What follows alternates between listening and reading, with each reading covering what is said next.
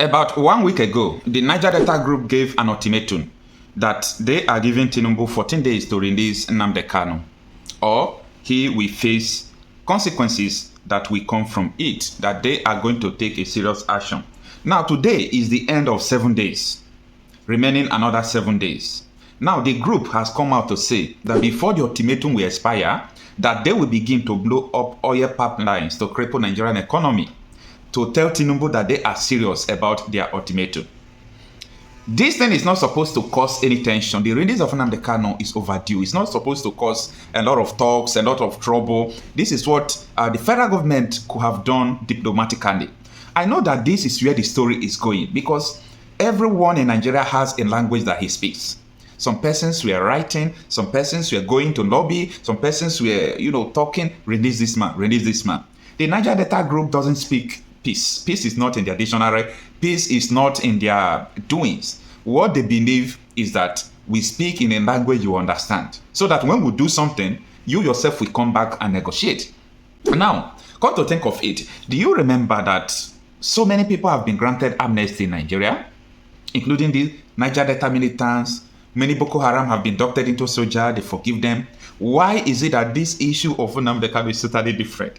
You will hear that in this video. So let us take step by step to understand what these people are saying. This article was written today, being the 27th day, Thursday of June 2024. And it reads, Niger Delta communities threaten to cripple oil production over Kanu's continued detention.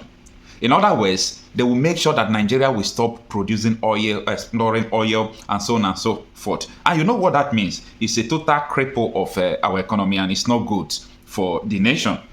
Now, it reads, communities in Niger Delta have threatened to cripple oil production in the region if the federal government continue to remain adamant over the growing clamour for the release of the detained leader of the Indigenous People of Biafra, IPOB, Mazi Nnamdi Kanu. Kanu has remained in a solitary confinement at the Abuja headquarters of the Department of State Service DSS since his extraordinary rendition from Kenya, June 2021. I think I have to use the word for them, since he was kidnapped from Kenya in 2021. Now the article continues like this. But despite appeals and even court orders for his unconditional release, the IPOB leader currently standing trial before a federal high court sitting in Abuja is yet to regain his freedom. Speaking under the aegis of the Association of Niger Delta Upland Communities, the oil-rich region called on the federal government to quickly initiate moves for political solution to Kanu's matter. The association, in a statement signed by its president, Issa Mohammed Obiri, and Secretary Wisdom Oteyi, respectively, threatened to stop oil production in Niger Delta until Kanu, who it said is unjustly persecuted, is released. So what they are saying is that they will stop the oil production from next week in Nigeria until Kanu is being released. Now, is it not the same detention of Nnamdi Kanu that is causing insecurity in the southeast, where people are using his name to do all those things? As if that is not enough, federal government want to make sure insecurity begins in Niger Delta again. This is what ordinary release will cost Nigeria.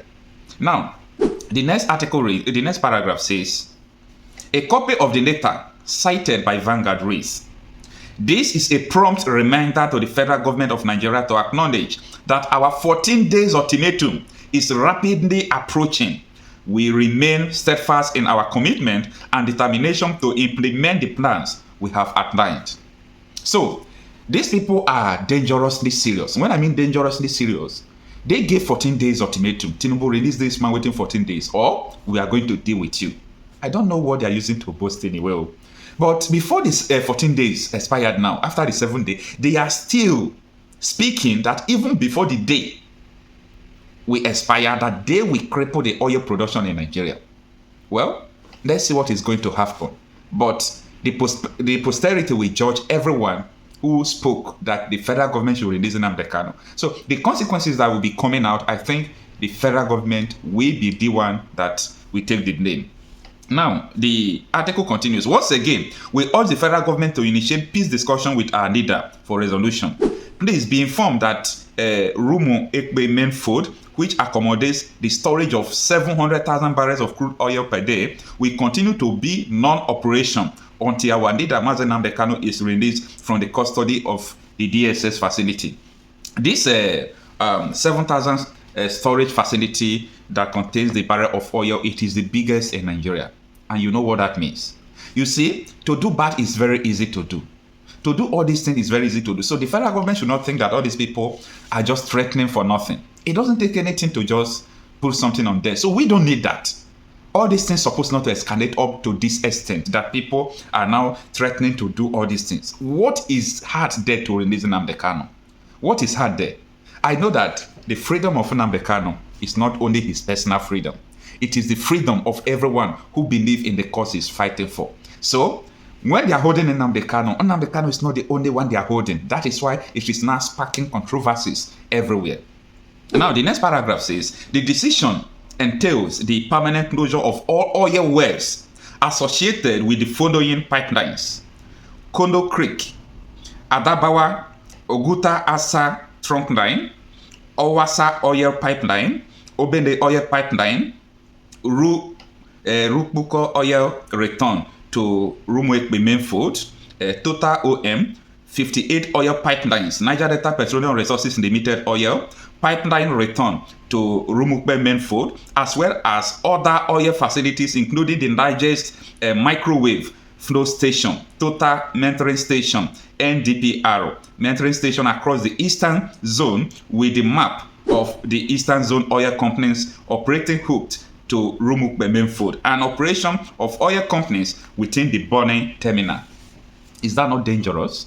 You see, these people, they really study Nigeria oil facilities. I know it is their community anyway, but you see, these oil facilities they name, and this line they name, when they blow it up, like Naira, we just go to like 5,000, because this is only oil is the only commodity we have to stabilize our Naira. So this is going to affect the federal government, it's going to affect everybody. Federal government release Nnamdi Kanu. Release this man. You people should release this man to avoid all these stories we are hearing.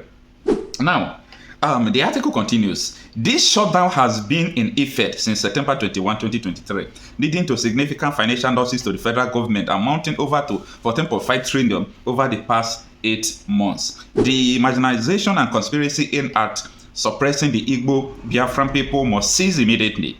We are united by blood, and as one family. Injustice towards our leader is injustice that affects all of us. They accuse those behind Kanu's extraordinary rendition from Kenya of responsibility for detention associated with the continued detention, and threatened to expose them. What are they waiting for to expose them? They should go ahead and expose them. Anyway, I think one man told me that they are waiting for Nnamdi Kanu to be released so that they will continue to fight for the other issue of people who set him up and make sure he was kidnapped from Kenya. That is a story for another day anyway. Now, the article continues. The individuals who orchestrated this extraordinary redemption of our leader solely because his enlightening message challenged the status quo are the true adversaries of Nigeria. This conspiracy aimed to suppress our leader, whose insights have awakened the masses. We implore all conscientious citizens to stand up and protect our leader using our abundant natural resources until he is liberated. The identities of those responsible for the disgraceful act against an innocent man whose wisdom could benefit all are causing widespread suffering in the forthcoming press release. Their complete names will be disclosed. So what they are saying is that in their next press release, that they are going to release the names of people who orchestrated the arrest, I will call it the kidnap of Nnamdi Kanu. Well, what is going to happen if these people release those names? I am telling people, I said, if Ohaneze, even though people know the names of people who are, sabotaging the release of Nnamdi Kanu, but if Ohaneze release the name today, it will confirm people's move to deal with them. So if these people release the name of people who made sure that Nnamdi Kanu was kidnapped from Kenya, it's still going to be a serious thing against them. So federal government should first of all release this man so that we'll begin to talk other matters little by little. Because the freedom of this man is associated to the freedom of a lot of people. Nnamdi Kanu is the first person that repelled all this Fulani terrorist attack when they were attacking farmers, raping people, killing people in the bushes. Nnamdi Kanu is the first person that repelled their move. So that was where all this hatred started coming. And Igbo politicians, what they do, I don't like it. They were the first people that proscribed IPOB before Ando Ejimako went to court to scatter the plan they had there, and the court said they should pay Nnamdi Kanu 8 billion. They now connive with Buhari because, you know, Nnamdi Kanu was also talking against Buhari. Then Buhari see that as a chance to deal with Nnamdi Kanu and proscribe IPOB, do this and do that. They started planning everything that they have done now. How does it benefit an ordinary man?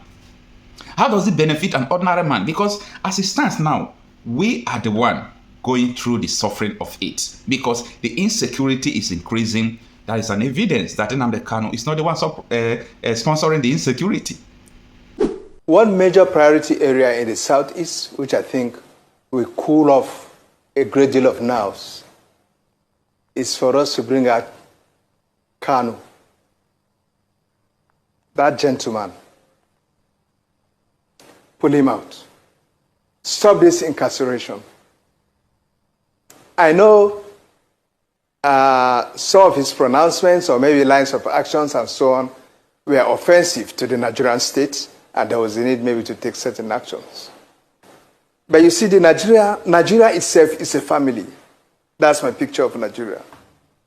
When parts of the family feel offended, as a father, as parents, you sit the gentleman down, you sit the child down, and try to find out what are the problems. How do I help you?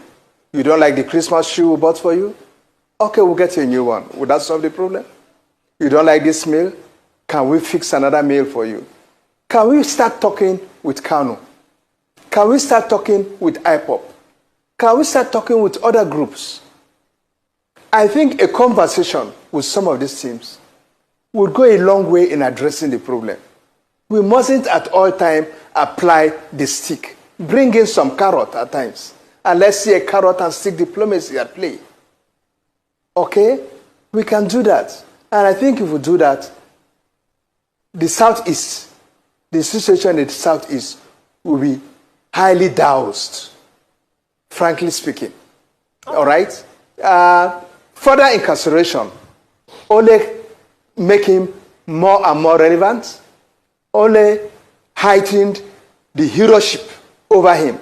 He is a hero now, whether we want to accept it or not. And we made him the hero. Right. We have made him a hero in the southeast. If he comes out now, he's wise, he can contest for governorship in any of the states. Nobody will be asking whether he's from that state in the southeast.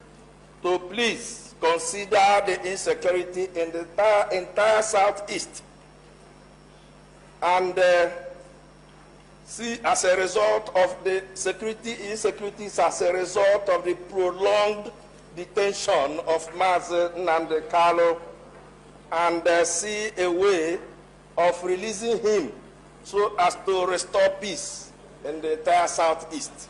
That is the amendment I want to add. Thank you, Mr. Speaker. Thank you, dear colleagues. I think what the intention of Honorable Ginger was to find an amicable way of resolving the issue with regards to Nnamdi Kanu, and maybe urge, I think it should be amended to read, urge Mr. President to use any other diplomatic or political approach, granted that this is before the court, to find a lasting solution on this issue, because some of us who are from Southeast, we know where the shoe is pinching us, and we know what you can take out of it, and there will be a healthy security situation in the Southeast. So I urge that the amendment will be to urge Mr. President to use political intervention, diplomatic intervention, asking for his mercy to release Nnamdi Kanu, to enable that zone to find a lasting peace. Thank you very much, Mr. Speaker, for giving me this opportunity. Longer Nnamdi Kanu remain in prison, the more the cause he is fighting for is being flourished by his own detention. Tinubu is a president that came from the trenches. He's one of those who fought for democracy and freedom. And I believe, if not for the fact that he went to exile, he could have ended up in prison with us in the 90s. Then someone of his own stature cannot be lectured about democracy or human rights, because we are all in the trenches fighting. So my expectation is that the problem cannot be solved by keeping the leader of the struggle perpetually in prison. You don't solve the problem. You can only solve the problem if you discuss the problem. I put the question to the governor during our media chat. I said, can you say with finality that the sit-at-home syndrome has been defeated?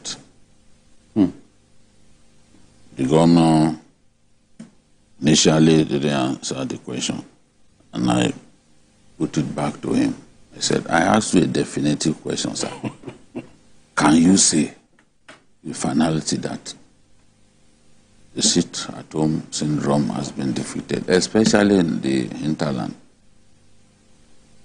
Again, he tried to show me that, yes, progress has been made. Didn't you see people moving around?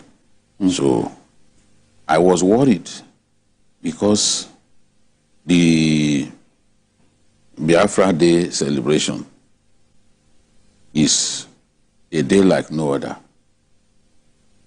But where a group that has been proscribed is telling people to go on holiday, the question you ask is, where did it derive that legitimacy from? Yeah.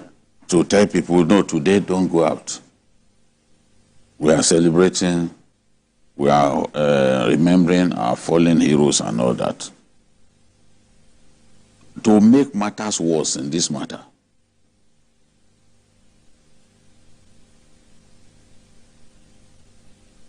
Simon Ekpa, on his part, said the sit-at-home is not going to be for one day, that it will be from the 29th to the 31st of May. Now you can imagine keeping people in their homes, telling people not to go out for all those days. How would people feed? How would they survive?